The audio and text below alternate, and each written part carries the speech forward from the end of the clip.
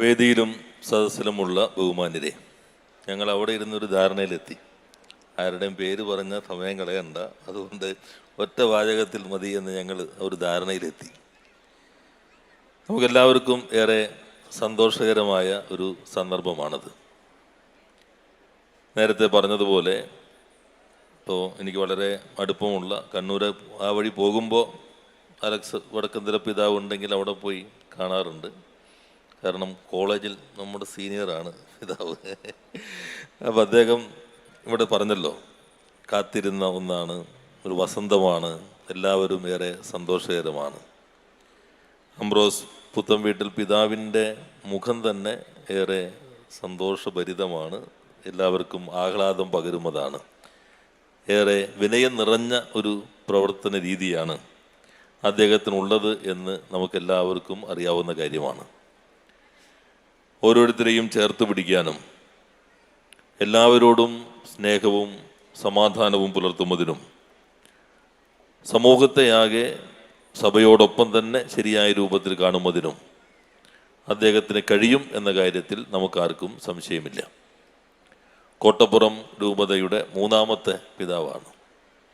എന്നാൽ ഞാൻ ഇന്നൊരു മാധ്യമത്തിൽ വായിച്ചു, ഈ രൂപത 7 പിതാക്കന്മാരെ സംഭാവന ചെയ്തിട്ടുണ്ടെന്നാണ്. അല്ലേ?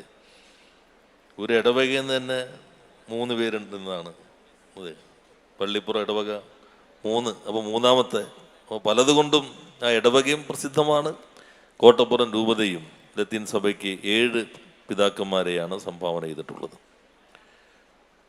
കല്ലറയ്ക്കൽ പിതാവുള്ളപ്പോഴും കാരിക്കശ്ശേരി പിതാവുള്ളപ്പോഴൊക്കെ ഇവിടെ സന്ദർശിക്കുമ്പോൾ ഇവിടുത്തെ ഒരു പ്രത്യേകത, സാമൂഹ്യ പ്രവർത്തനങ്ങൾ, താഴെ നിൽക്കുന്ന ആളുകളുടെ ജീവിതം ഉയർത്തുന്നതിനുള്ള പ്രവർത്തനങ്ങളിൽ കൂടി കേന്ദ്രീകരിക്കുന്നു. ഇപ്പോൾ ഡോക്ടർ തോമസ് ഐസക്ക് മന്ത്രിയായിരിക്കുമ്പോൾ ഇടയ്ക്ക് സന്ദർശിക്കുമ്പോഴാണ് കിഡ്സ്, ഇവിടുത്തെ സ്ഥാപനമാണ്. അത് പരമ്പരാഗതമായിട്ടുള്ള വ്യവസായങ്ങൾ പ്രോത്സാഹിപ്പിക്കുക, അല്ലെങ്കിൽ പ്രകൃതിദത്തമായ സംവിധാനങ്ങൾ പ്രോത്സാഹിപ്പിക്കുകയും അതോടൊപ്പം തന്നെ സാധാരണ സ്ത്രീകൾക്ക് അവർക്ക് ഒരു വരുമാനം ഉറപ്പുവരുത്താൻ, അവരുടെ ജീവിതത്തിൻ്റെ നിലവാരം ഉയർത്താനുള്ള പ്രവർത്തനങ്ങളുടെ കൂടി കേന്ദ്രമാണ്. ഇന്നത്തെ കാലം ഏറെ വെല്ലുവിളികൾ നേരിടുന്നതാണ്.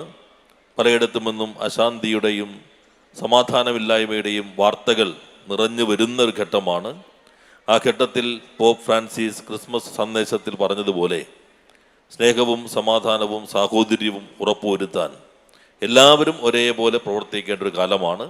ആ കാലം മനസ്സിലാക്കിക്കൊണ്ട് തന്നെ ഈ രൂപതയെ, വിശ്വാസ സമൂഹത്തെ പൊതുസമൂഹത്തിനോടൊപ്പം ചേർന്നുകൊണ്ടും നയിക്കാൻ അംബ്രോസ് പുത്തൻവീട്ടിൽ പിതാവിന് കഴിയട്ടെ എന്ന് ആശംസിക്കുന്നു.